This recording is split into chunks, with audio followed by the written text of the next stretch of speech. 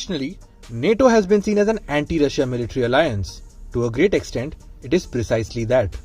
The most important motive of NATO is to counter Russia militarily. But have you ever thought, what would happen if two members of NATO go to war?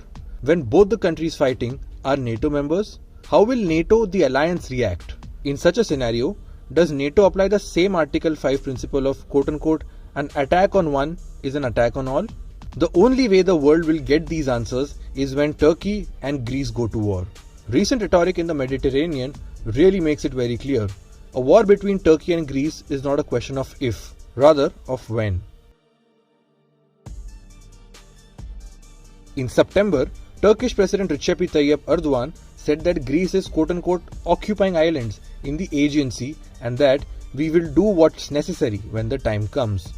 In response, Greek Prime Minister Kyriakos Mitsotakis said that war would never happen, but that if Ankara did attack, it would quote-unquote receive an absolutely devastating response. Turkey has been alleging that Greece demilitarized its eastern Aegean Islands. According to Turkey, Athens has breached treaty limits on what military equipment can be deployed on the islands.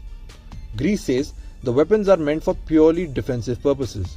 Just to give you a sense of how severe the threat of war in this part of the world is, Turkey's parliament has authorized a declaration of war if Greece extends its territorial waters in the Aegean Sea up to 12 nautical miles. A country is allowed to consider water 12 nautical miles off its coasts as its own territory, according to the United Nations Convention on the Law of Sea.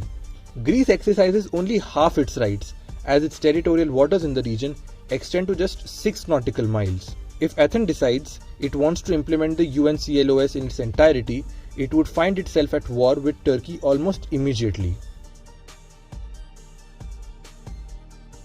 Greece and Turkey are both NATO member states. So how will NATO react when both these countries go to war? Technically, Article 5 would still be invoked and NATO's forces would fight against the country that was the first aggressor or the one who initiated the breakout of the conflict. Now that would most likely be Turkey, which means NATO will fight alongside Greece against Ankara. But there is a lot of ambiguity involved here.